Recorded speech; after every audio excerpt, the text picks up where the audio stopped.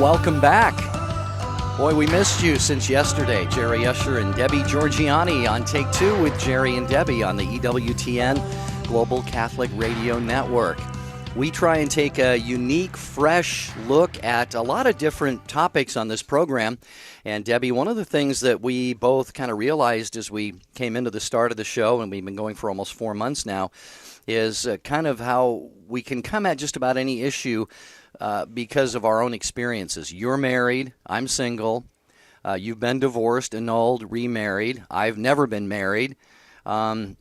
You've got kids, I don't. So we kind of have this perspective, hopefully this ability to come at just about any issue. And the reason I bring that up is because today we're going to talk about single life. We are. Is it a vocation in the church? And we want our listeners to call in and weigh in on this. We sure do. But I chuckle when you were saying that, Jerry, because when you were saying, you were married, I'm single, I was thinking together we make one whole person. There you go. I don't know, maybe 2/3 of a person. You're half and I'm about an eighth or something like that. Oh, bless your heart. But I agree with you, Jerry. We can really approach things from all different life experiences and angles. And we're talking today about, is the single life a vocation? And we want to hear from you, dear listeners. We want to hear your takes on this. You drive the show. You give us perspectives that we may have never even thought of, and then we can explore them, we can develop them, and we can pursue them even deeper. But we need to hear from you at 1-800-585-9396. Perfect opportunity for you to call in on the single life as a vocation. That's right. If you are single, maybe you're discerning. Perhaps you've been discerning a long, long time. You're single. You wanted to be married, or maybe you've toyed with a religious vocation, but you get into your 30s, your 40s, maybe your 50s, and you're still single, and you're wondering, God, what's this all about? What's my purpose in life? Am I supposed to live a single life all of my life? Is that what I'm called to?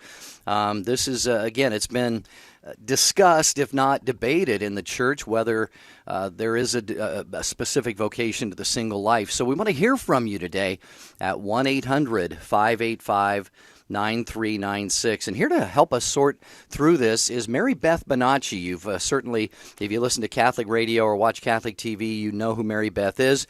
She lives in the Denver area, writes a regular syndicated column and freelance articles and brochures. She holds a bachelor's degree in communication from the University of San Francisco, a master's degree in theology of marriage and family from the John Paul II Institute at Lateran University, and she's got an honorary doctorate in communications from my alma mater, Franciscan University of Steubenville. She's been on Catholic Answers Live and other shows many times to talk about the issue of living as a single person, which she is. Mary Beth, welcome to Take Two with Jerry and Debbie. Thanks. Good to be here. Well, Mary Beth, share with us a little bit about, just so we can kind of set the stage about this idea of the single life being a very solid and valid vocation. Could you kind of explore that a little with us? Yeah, it all depends on what you mean by vocation. And the church uses the word in different ways, and I think that's where people get confused. I'll be in church, and traditionally they've always prayed for the two vocations, to marriage or to the priesthood and religious life. And you hear them adding now, or to the single life, and it needs some clarification. The church has always taught that there are two vocations, and this is what I call capital V vocations. Mm-hmm. Two ways to give your life completely. One is in marriage, and the other is in priesthood or religious life, somehow giving yourself to God, either through being a priest or being a lay sister or being a sister through consecrating your life to God. And that idea comes out of Vatican II, the document Gaudium et Spes. Man, being the only creature created for his own sake, finds himself only in a sincere gift of himself. So there are two ways to give yourself completely, marriage and religious life.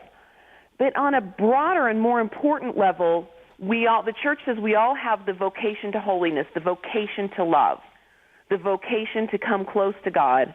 And that happens in the actual nitty-gritty of our specific life.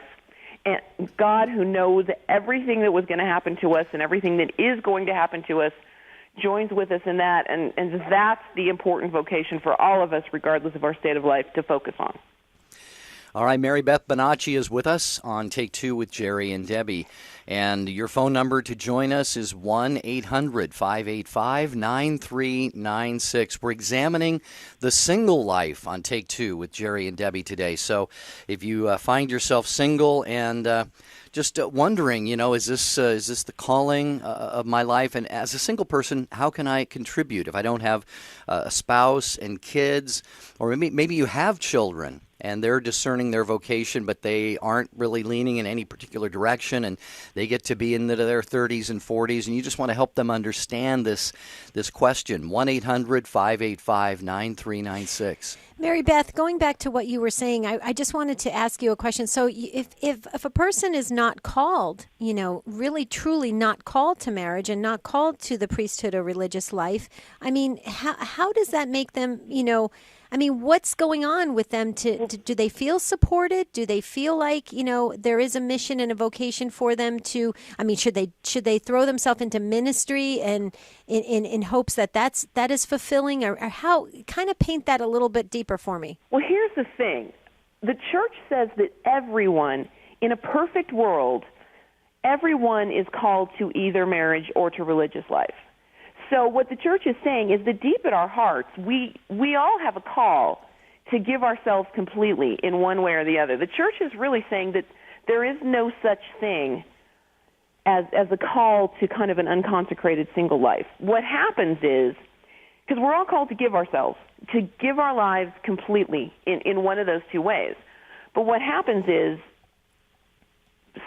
sometimes because we live in a fallen world, it doesn't work that way. We're all theoretically called to either marriage or to religious life, but a lot of us who feel called to marriage have a difficult time finding someone to marry because our faith is important, because it's hard to find someone who shares it.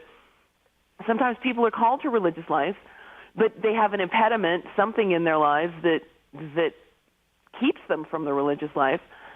So that's where we're left with, okay, if I'm not going to wind up for whatever reason in one of those states, where do I go? Where is God?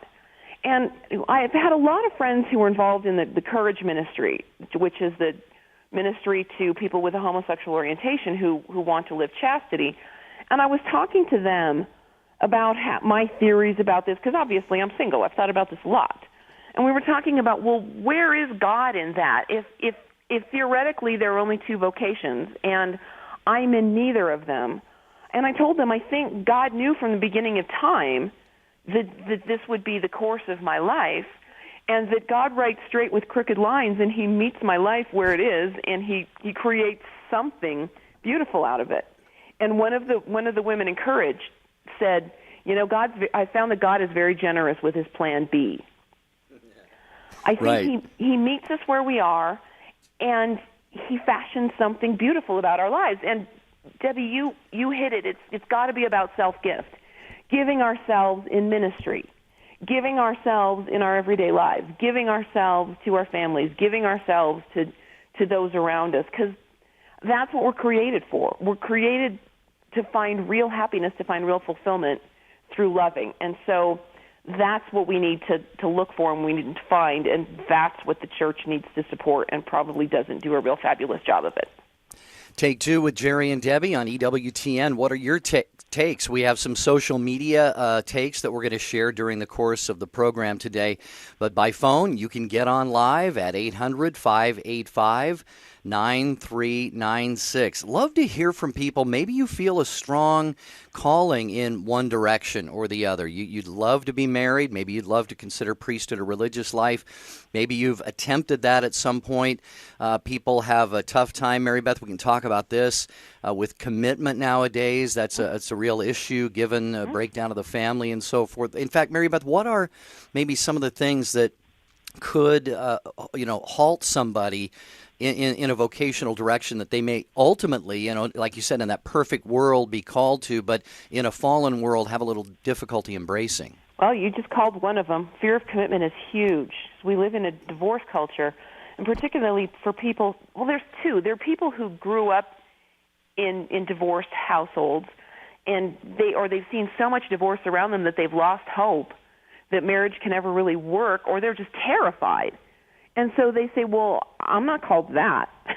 I don't want to go there. That scares me to death.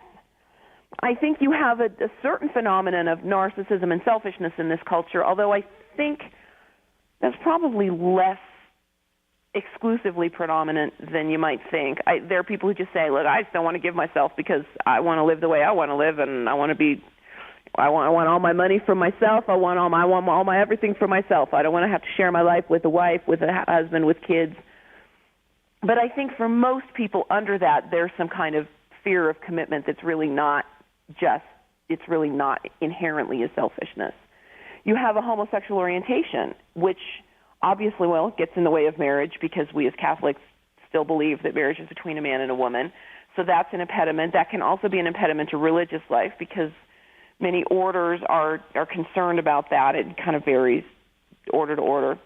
You have just the fact that many of us who are Catholic who feel called to marriage with someone who shares our values about marriage and about raising children and family life, and that's hard to find. So for a huge percentage of single Catholics who want to be married, that's the problem. They just haven't found anyone they can share their life and share their faith with. And people say, well, look at that guy over there. Why don't you marry him? He's Catholic. But once you get past the fact that you believe the same thing, then you've got to think about things like compatibility and if you actually like this person, want to spend the rest of your life with them. So in a fallen world, there's a lot that can get in the way. Mary Beth, you bring up so many great points, and this is going to be a great discussion. We're going to take a quick break, though, and when we come back, Mary Beth Bonacci is with us on Take Two with Jerry and Debbie, and here's what's so great about this conversation, Mary Beth. We can explore all the different aspects that you raised and allow our listeners to kind of just, develop them themselves, and we come to a great meeting point at the end of the show where it has opened our eyes and our hearts, and so stay with us on Take Two with Jerry and Debbie. We're going to take a quick break, and when we come back, we're going to go to the phones with Mary Beth Bonacci. This is Patrick Coffin. Join me for Catholic Answers Live. It's 2 hours dedicated to Catholic apologetics and evangelization. Designed for Catholics and non-Catholics alike, it's your opportunity to hear from and talk with some of the leading apologists and theologians in the church today. You've got questions? We've got Catholic Answers. Catholic Answers Live, weekdays 6 to 8 p.m. Eastern on the EWTN Global Catholic Radio Network. EWTN is now on Twitter. Get short, timely messages from EWTN on your computer or cell phone. It's easy to stay up to date on a wide variety of topics. Pro-life news, Vatican announcements, catechesis, apologetics, the latest EWTN programming, and more. You can link to EWTN on Twitter from our homepage or go to twitter.com/EWTN. At work, at home, at school, and on the road. Stay connected to your world with EWTN's Twitter page. Hello, this is Bishop Robert Baker from the Diocese of Birmingham in Alabama, and you're listening to the EWTN Global Catholic Radio Network.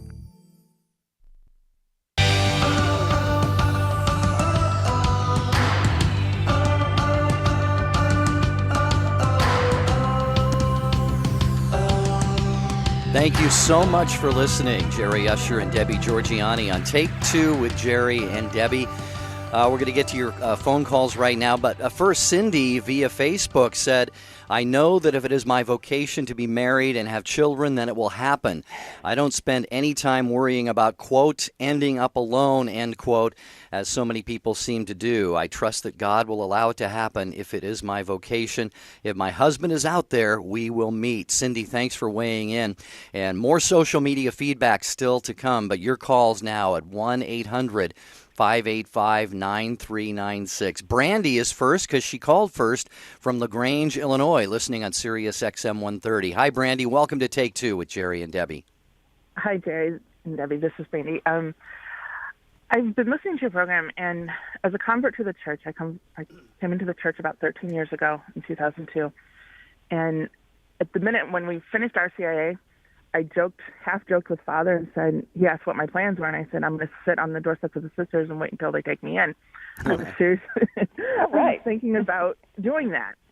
And then a year later, my brother got married, and they had children, and I held my niece 1 month old, and I thought, okay. So then it's now been 10 years, and I'm still going, okay, God, an answer would be nice, some direction or whatever. But I think during that discernment process, the key thing is to stay true to the church, stay focused on the church, do the sacraments, practice our faith, and eventually we're going to land where we're supposed to be. And it could be that our vocation is just to remain single. I know right now I'm getting involved with a religious order as a secular. I'm also involved heavily with my parish. And I couldn't do either of those things if I was locked in a convent or if I was married. I wouldn't be able to be doing the things that I'm doing. So it's quite possible that being single is a vocation in itself, but I think in order to do that, we have to it gives us the opportunity to really practice our faith, to stay closer to the sacraments, and also the times that if we are lonely or if we have the other difficulties that we might struggle with, I think those trials need to be offered up for souls, for lost souls. There's so much that can be done, and I think so many other things can come out of the life that we live. Mary Beth, I want to give you a chance to comment on Brandy's take on this. Oh my gosh, Brandy, you made so many great points. The first one I want to hit on is you brought up something that I need to clarify. Yes, single people are available to do things that the married and even people in religious orders who are under certain vows of obedience aren't. And I want to clarify that there is such thing as the vocation to an actual capital V vocation to the single life, and that is the consecrated single life. There are single people who consecrate their lives to God, who commit to, I'm not going to get married, I give my life to God, but I'm not in a religious order per se, I'm not a priest, I'm not a sister, I'm not a brother, but nevertheless, I give myself to God and to His service wherever He leads me. And that is absolutely a capital V vocation. That's a form of giving your life completely to God. You made a really interesting point about feeling called to be a sister and then holding a baby and thinking, oh, wow. And I think it's really important to clarify for the listeners that God doesn't want people in religious life who don't like children. I think some people think, well, if I love babies, then I'm called to be a parent. If I love babies, I'm called to marriage for sure. And that's not the case. I mean, we want everyone to love children. We certainly want priests and sisters who love children. And it's kind of the same with men who say, well, I liked women, so I realized I was called to the priesthood. Well, do we really want priests who don't like women? I mean, so it's important that those discernment decisions not be boiled down to, well, I like babies, so I guess I'm called to marriage. When it comes to discernment, the church says that if we're called to religious life, we need to discern it. And it sounds like, Brandy, you know a lot about that process. But it can come down to, okay, I need to spend some time living my life this way. If I really think I'm called to religious life, maybe I need to look at it seriously. There's a process I need to go through.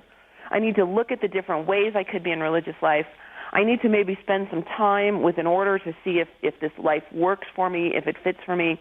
Discernment's active. It's not just passive. It's not just waiting for God to deliver a telegram or stop by the sofa and say, here, this is what you're called to.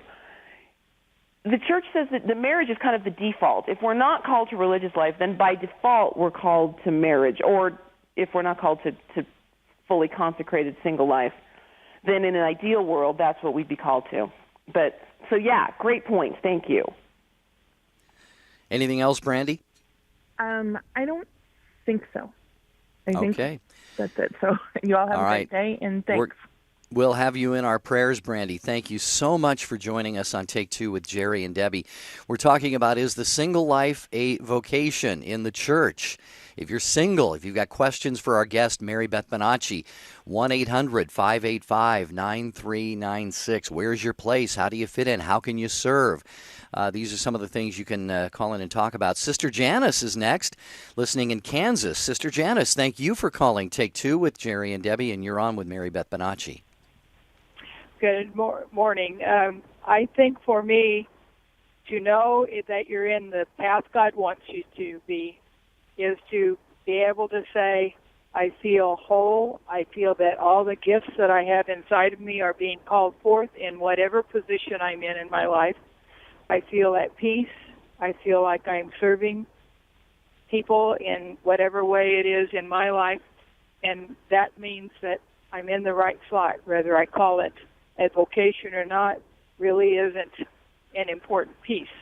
I know people that are, quote, single, who are giving themselves in all kinds of ways, as well as people who are married that don't give themselves, people who are religious priests that don't give themselves, and don't feel at peace, don't feel happy. I just got through talking to somebody who left my community years ago, and she's with Pope Francis. All of a sudden she's questioning, did you do what's right? I said, you're happy, right? Yeah. You're happy with your family, serving them. You've served as a nurse for years. You've used everything God gave you, right? And I said, then you did the right thing. You're in the right path. And so to me, that's the major thing is, am I at peace? Am I feeling that all the gifts God has given me are being used in whatever path I'm in? And then that's God's plan, whether it's A, B, or C. Sister, Mary that's so Beth? beautiful. Thank you. I'm so glad you said that because it brings up such an important point. A lot of people, young people, say, oh no, I hope I'm not called to religious life because I don't want to, and I won't be happy, and oh, please, not that. And it's important that we understand that where God's calling us, God knows us better than anyone. God sees around corners. God sees the future. God knows our hearts. God knows everything about us. Where He is calling us, that's where we're going to find our true happiness. That's where we're going to find fulfillment. As you said, that's where we're going to find that our gifts are used. We're on the path God wants us to be on. So we should never approach discernment with any kind of fear, with any kind of, oh, please don't let it be that because I won't be happy if it's that. If we have a God who loves us, then our truest fulfillment is going to be found where He's calling us because that's why He's calling us there.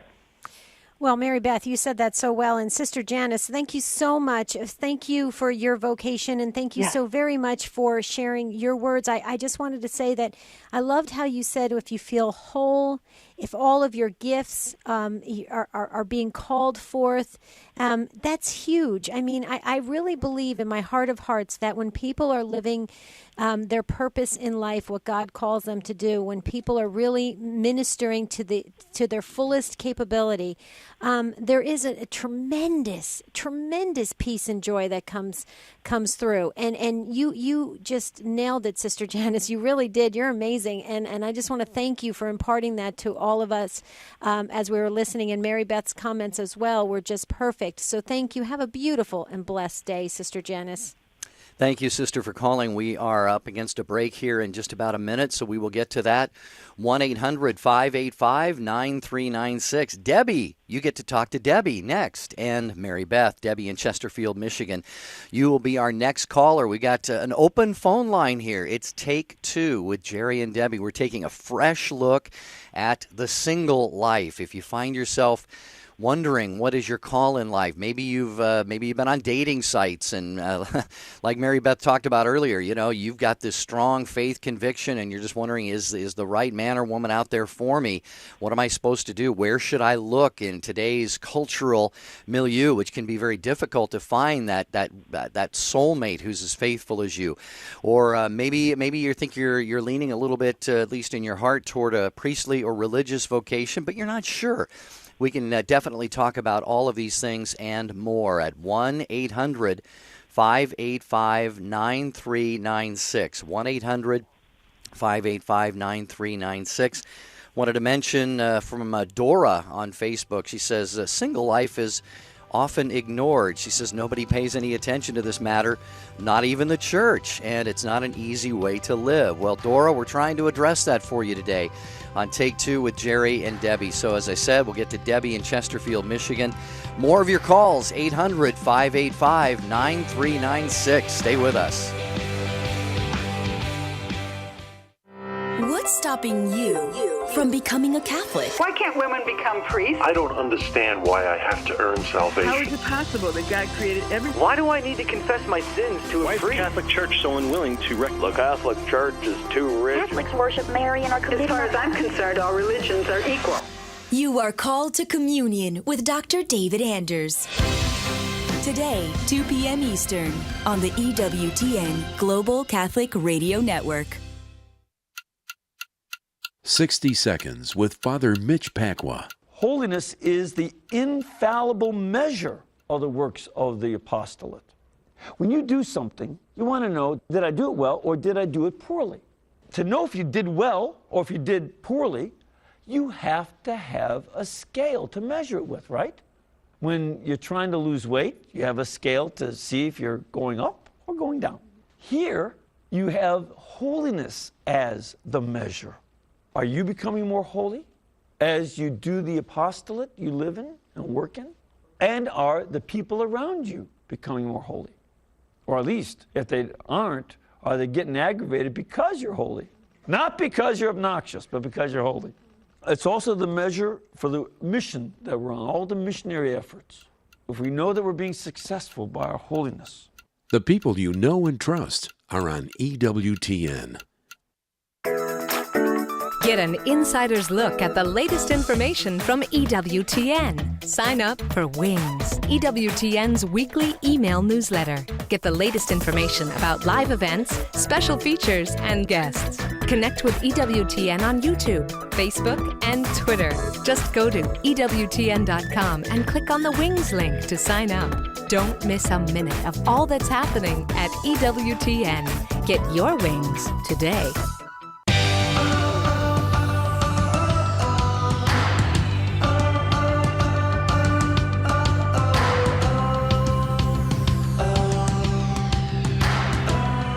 Welcome back to Take Two with Jerry and Debbie on the EWTN Global Catholic Radio Network. We're going to move right along to Debbie in Chesterfield, Michigan. But before we do, keep in mind, dear listeners, tomorrow's show topic is, are you afraid of change? This could actually tail right along with the topic we have today. Are you afraid of change? That's tomorrow's topic. But I'm going to go to a fellow Debbie in Chesterfield, Michigan. Hi, Debbie, listening on Sirius XM 130. Welcome to Take Two with Jerry and Debbie and our guest, Mary Beth Bonacci. Hello. Thanks so much for having this topic. I was so excited to hear that there's actually something about singleness. Cool. I think, yeah, as a midlife Catholic single, I think sometimes that group is a little, I don't want to say forgotten. I mean, we could definitely be active and involved in the church, but when you kind of look around to the different activities and things, that group is kind of left out in a way. I mean, I guess as left out as you want to be. I think it's definitely awesome to be involved in every aspect of parish life, but you know, you look around and you see families or you see seniors or, you know, a bunch of single women. You don't see very many single men in a Catholic church, at least here in Michigan. You don't find that. So my girlfriend says, hey, all the married men go to church because their wife makes them, but I don't know if that's true or not. It's not easy being Catholic and single in today's world. So but I think it's definitely a call.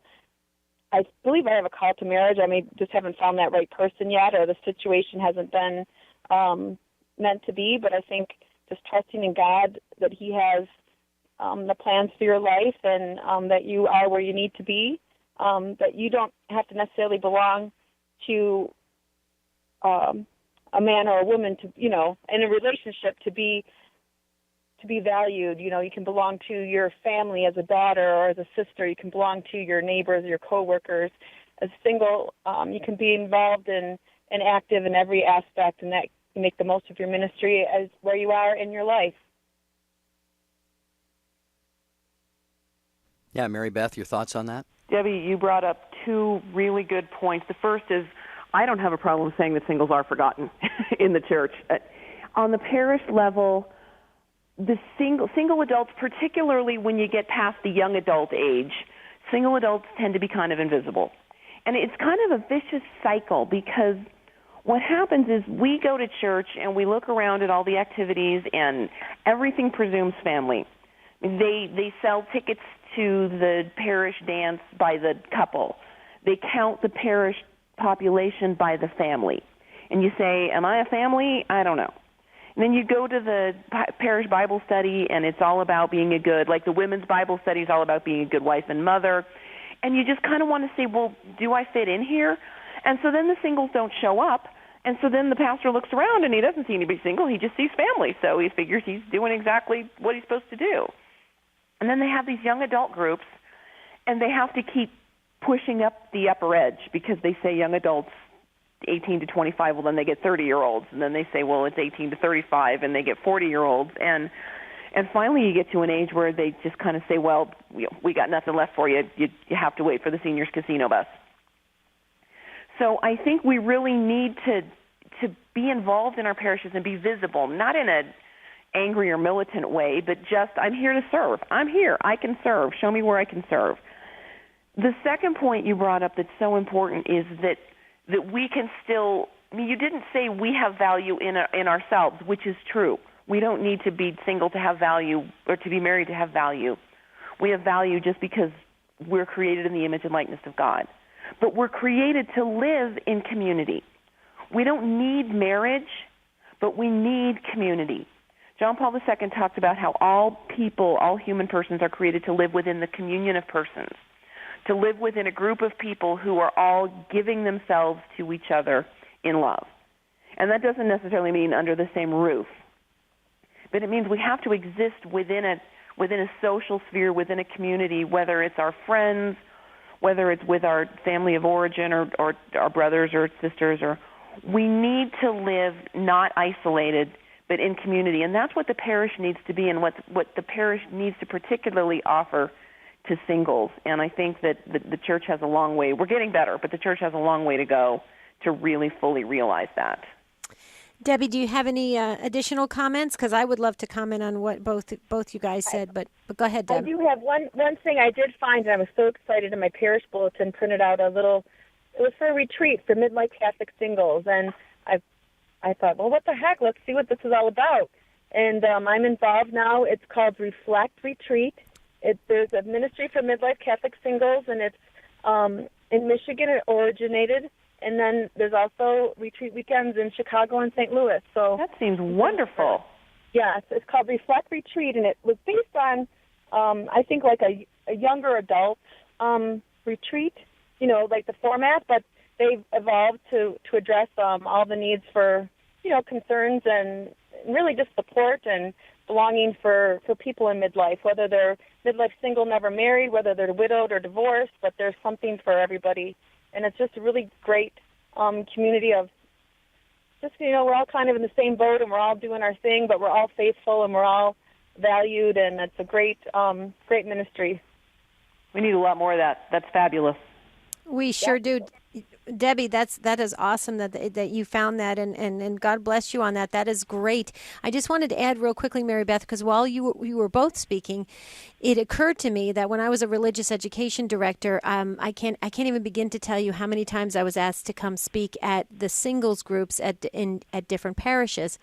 And the singles groups at different parishes in my community were very small. And I used to ask them, I said, why are your singles groups so small? And they would say to me, they would always say this to me, we don't know where we fit in. And when we joined this singles group, we took a look around, and there was really nobody, we cared for, liked it. Maybe we thought potentially there was somebody we could meet as a mate. Yeah, as a mate, and that person wasn't there. And so then they felt displaced again. And a lot of my adult formation group and my core group for youth ministry came from the singles group. The singles were the best at signing up for religious education, coming every week, catechizing our children, catechizing our youth, being involved in adult formation. And so I would encourage all parishes to really look at their different ministries and to provide an outlet for everyone to serve in the church and to feel welcome, because that bothers me that people would go to a singles group, not feel comfortable, and then that was it. Where do they go? I think one of the problems in the church is that we have too many groups. We're too segregated. We've got the young moms over here. Not that there's not a place for those groups, but we have huge parishes, and then so everybody's own church is their own demographic. You got the young moms, you've got the seniors on the casino bus, you've got the the singles group meeting down in the basement. And I think a lot of times the idea of the singles group was, well, people used to just graduate from school and then get married, but you didn't graduate from school and get married. You're too old for the youth group, so we're going to stick you all in the basement until you pair up and come out, and then we'll know what to do with you again. And people go to you hit it exactly. I did this when I was younger. You go to those groups, you look around, you say, I don't see anybody here I want to marry, and you never go back.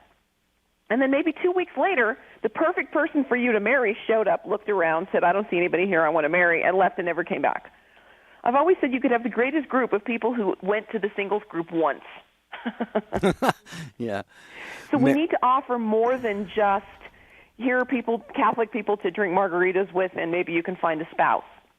I think if we offer opportunity to serve, opportunity to get closer to God, then people will have a reason to stick around the singles group besides just I'm looking for someone to marry. Mary Beth Bonacci is with us today on Take Two with Jerry and Debbie. We've got still, looks like pretty full phone lines. Debbie in Chesterfield, thanks again for your call. 1-800-585-9396. Who would like that open phone line to weigh in on this topic about the single life? Is it a vocation in the church? If it is, well, Mary Beth has already really said that the church kind of looks at the priesthood or religious life as one path, and marriage is the other, and anything in between is, well, maybe not necessarily a capital V vocation, but how do you make your way in the world and in the church as a single person? I am a single person, never been married. I feel like I'm blossoming. Have I fulfilled my vocation? Only God knows that at this point. But we welcome your takes on the program. And next, we're going to go to Marcia in Colorado Springs, listening on Denver Catholic Radio. Hello, Marcia. Welcome to Take Two with Jerry and Debbie. Oh, thank you. I've been widowed for almost 10 years now, and all my children are grown. And I really wanted to be active in something, and I tried different groups around our parish, and nothing I did seemed like it fit. And I don't think God wants me to get married again after all this time. He hasn't found anybody for me. And I'm not really interested anyway, but I still wanted to do something. And then back in 2009, I discovered the secular order Carmelites. And I thought, wow, a third order religious, I can't be a nun because I'm too old. But here's something maybe I might be able to do. So after going through a year of discernment with them, I realized this is exactly where I fit. And now I just made my definitive promise in January of this year. And we have about 35 people in our group. Some of them are single, some are married, and they're younger people, older people, everybody in between. But we're all a community, and I can do that and still be active in my parish at the same time. So I just thought I'd suggest the third order religious, where you're still in the world, but you're practicing your faith in that way. Absolutely.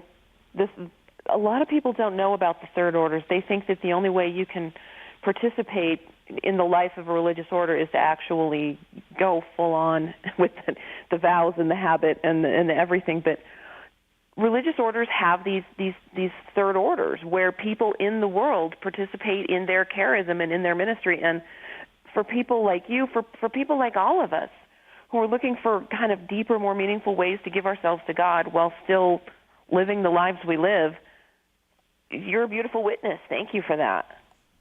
Yeah, I think, Marcia, that is great to give us those. You see, that's what's great, Mary Beth, about this show is that all these little tidbits, Debbie shared the retreat that is available for her. Marcia shared the third order Carmelites. I mean, how important is that? Marcia, thank you so much for taking the time and imparting that to us. And God bless you in your ministry work in Colorado Springs, Colorado. Thank you, Marcia. Wow. Mary Beth, I tell you, we have the greatest listeners that share their takes on this, and we are really, delving into it and peeling back the layers of it and really learning more about it. I was asking Jerry actually on the break that I would love for you, real quickly, Mary Beth, to just share a little bit more of the definition of consecrated single life so that we can all get a better aspect of it. To to consecrate means to set aside, to dedicate. And so there are single people who consecrate their lives to God, who basically say, I'm not going to marry. I'm going to give my whole life to you, very similar to the way someone does in priesthood or in religious life, but without actually joining an order. And then there are formal vows that go with that, usually under the archbishop or the bishop of a diocese. A single person actually makes vows.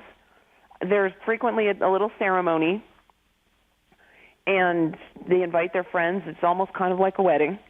But they invite their friends, and they consecrate their entire lives to God. And they stay where they are, in their jobs that they have, in their lives that they have, wherever they live, whatever circles they move in. But they do that as a single person who's committed to remaining single for the sake of God and for the service of God. And it's a beautiful thing. And sometimes that can be associated with a lay movement. I know Opus Dei has consecrated singles who consecrate their whole lives to God, but remain single, remain in the world, remain working. But they belong to God in a specific way, and it's a beautiful way to live. This is Take Two with Jerry and Debbie. We are delighted to have with us Mary Beth Bonacci. By the way, Mary Beth, we're going to go back to the calls. Where can people find out more about you and your work and your ministry? I know you speak, you write books, you're on media. Where's the best place for people to find you on the internet? At reallove.net. It is unfortunately down at the moment, but we're working to have it back up as quick as we can. In the meantime, they can also go to the Catholic Match Institute, where I write regularly, at catholicmatch.com. All right, reallove.net. Be watching for that website. It'll be back up shortly. And we're going right back to your phone calls here. Liz, hang on. You will be after Richard. Richard is in Mississippi, listening on EWTN.com. Hi, Richard. Welcome to Take Two with Jerry and Debbie. Hello. Thank you for taking my call. Sure. I'm a Catholic male, approaching 65, still working, never been married. And I just wanted to offer a suggestion. I'm presently a media missionary for EWTN in my parish and two other rural parishes very close to me. And then most recently, the pastor asked me to get involved with the Altar Society. And then I also have some ambitions of trying to get some tours, pilgrimage tours, going back up to EWTN, up to Hansville and all of that.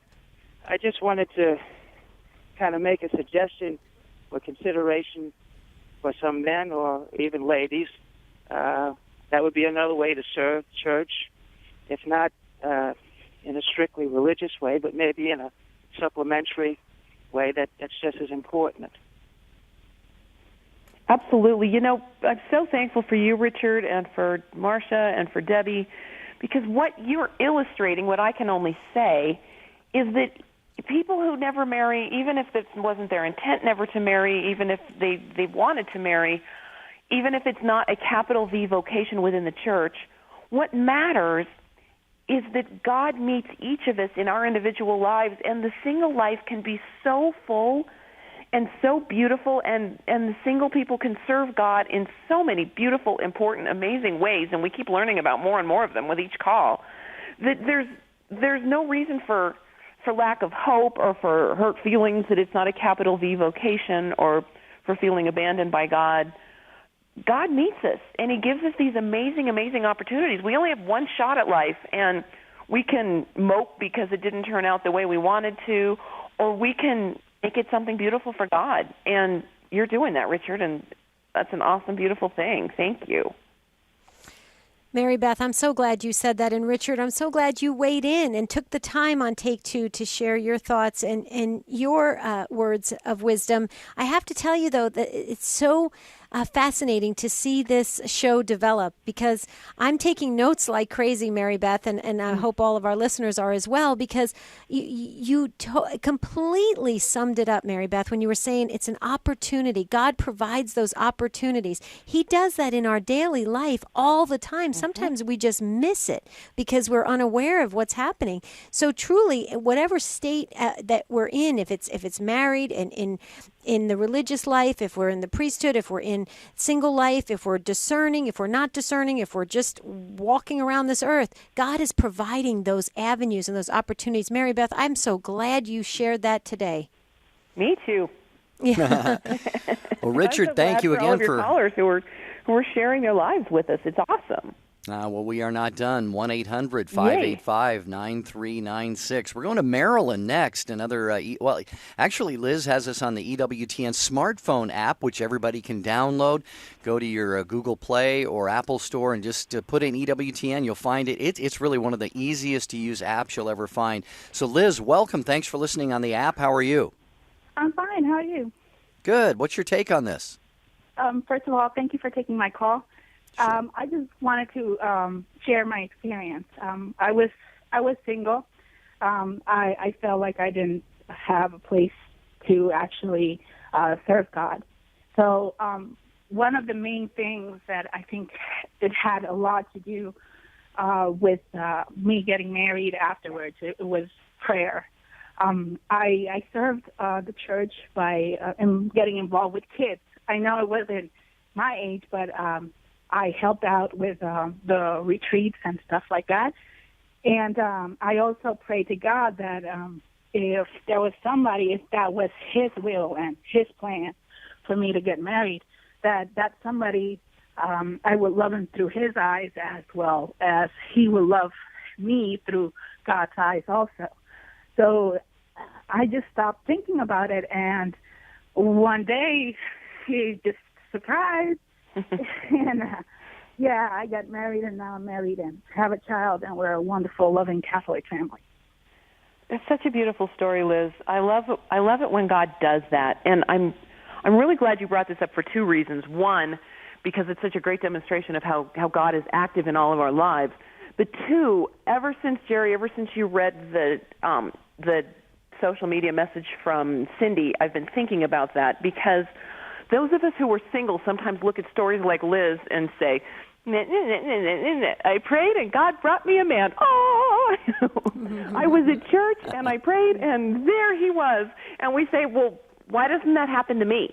Why did God bless Liz that way, and why didn't God bless me that way? And I want to be blessed that way. And I worry, God bless Cindy, I worry about that attitude of people who say, if my vocation is to marriage, God will provide somebody. Years ago, I believe I was on radio somewhere, and it was a call-in show, and we got a call from Roy from Boston, and he said, what do you do when you've been doing things God's way, but God's not holding up His end of the bargain? I've been praying, I've been living chastity, and God hasn't held up His end of the bargain and given me a spouse. And I said, where is that in the Bible exactly? Is it a beatitude? Blessed are the chaste, for they shall have a spouse by their 35th birthday. I think it's very dangerous for us to assume that God will provide us a spouse, because He guaranteed us holiness. He guaranteed us that He would be with us, that if we pursued Him, He would come to us. He has never guaranteed us a spouse. And I say that not for people to lose hope. It makes me very unpopular with the young single crowd who think that God did guarantee them a spouse. But because I worry about people like Roy from Boston who become disillusioned, who say, well, I thought the bargain was that God was going to provide me a spouse, and He hasn't. Therefore, I no longer trust Him. I no longer believe in Him. We have a phenomenon in this world where people who God wants to follow Him aren't following Him. And one of the consequences of that is people who are following Him have a harder time finding spouses. And that is a cross. And it's a cross that certain people are being called to bear. But God meets us in it. And He gives us opportunities to serve Him, to find fulfillment, to find really amazingly happy, full lives, even though we haven't been able to find a spouse. So I want to make sure we're clear on that this idea that God provides me a spouse is not a correct understanding of who God is. And He's actually not smaller than that, but much, much bigger. Well, and Mary Beth, I'm glad you interjected that and clarified that, and I want to thank Liz so much for calling in to Take Two. Our show is getting ready to close, but what also, Mary Beth, what I heard from Liz's words was that she was content. Yes, exactly. Where she was, and that was, and then God, put forth a person in front of her, and because I have a similar story, Mary Beth, I got to tell you, after my divorce, I said to the Lord, I'm content doing ministry. I'm happy. I'll go the rest of my life, single. I'm totally, fulfilled. But if you want that person to come into my life, it's got to be this exact person, and but I was content. I was content. So it's not that I was doing something or being something to get something else. I knew wherever I was at that moment, Mary Beth, I was happy and I was content because I felt like, or I feel like I'm doing the Lord's work. So I loved how you said that about to really feel fulfilled, using your gifts, using the opportunities that God puts in front of us, and to having that content feeling. And then, if God wants to bless us with whatever, He's going to do it. I mean, He's God. He can do whatever He wants to do, Exactly. And then some people say, well, it's when you're not looking that you find somebody, so stop looking, and then somebody will come. You can't play games like that with God. Right. I stopped looking. Okay, is there somebody there now? Yes, it's being content. It's finding God. It's living in the now, living in the present, finding God today, finding ways to serve Him today, finding Him in my life today, instead of always thinking about the future. I got to get married. I got to find somebody. It's serving Him now. We're not even guaranteed to have tomorrow. Liz, thanks again for calling from Maryland, and Ann and the others. Ann is actually in Mary Beth's neck of the woods in Boulder, but we are just up against the clock here. We've got less than about a minute and a half to go. So I just wanted to say that I think Liz nailed it, though, when she said prayer. I mean, no matter who you are, no matter what you're doing, your current state in life, and as Mary Beth was just saying, if we pray, if we keep our eyes fixed on Jesus, then whatever He has for us, we will be open to, but we'll be content with where we are, and if we seek union with Him, we will ultimately be happy. So thanks to all of you who called the program today. Mary Beth, thank you for being on with us again. Remind people of your website and that it's going to be back up shortly. Yeah, reallove.net. It is always such a huge pleasure. Thank you both so much. Great, awesome. Thanks, Mary Beth Bonacci. Find her at reallove.net. Debbie, my takeaway is I am still, like I said, I'm single. God may have something different for me at some point down the road, but I have a peace. I have a contentment because I seek union with Him, and He's got a lot of ways for us to serve, as I so well know, and I thank God for those opportunities that you talked about. Oh, that's beautiful. Well said. And I'd like to thank Mary Beth as well. She is amazing, and I took her words to heart, and I'm just going to continue to pray and to be content and to use God's gifts that He has gifted me to go into the world and to evangelize. That's my mission, my vocation. And you know what, dear listeners, tomorrow we'll be back again. Until tomorrow, have a beautiful and blessed day.